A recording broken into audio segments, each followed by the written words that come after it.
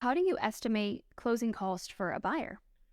So typically closing costs range between 2 to 5% of the purchase price of a home. Let's say the home is $250,000, then you're looking between 5,000 and 12,500 for closing costs. So closing costs are made up of lender fees, they're made up of title fees, attorney fees, they're made up of escrows and reserves. So taxes, insurance, and monthly interest. Once we get those numbers as we're processing the file, usually we have a more accurate idea. And keep in mind that closing costs are different than down payment. Down payment is a completely separate charge that is, depending on your loan program, you have to come out of that, your own.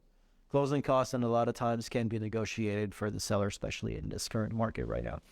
I do love how escrow fees are in there as well, because when you do purchase a home, you think about the HOA fees, the taxes, the insurance, and who pays that? When is that paid? So that's good to know it's all paid out in the closing cost for then, so you're up to speed once you do purchase that home. Correct, yeah. And an escrow is essentially type of sort of a piggy bank. What they're doing is they're collecting your entire payment on a monthly breakdown from you, and they're putting in that piggy bank. And whenever the bill comes due, you will get a copy of it in the mail as a buyer. But you don't have to pay that. Your escrow is going to disburse those funds. So keep those for your records. Take your taxes to your CPA, because that is a tax deductible whenever you're filing your tax.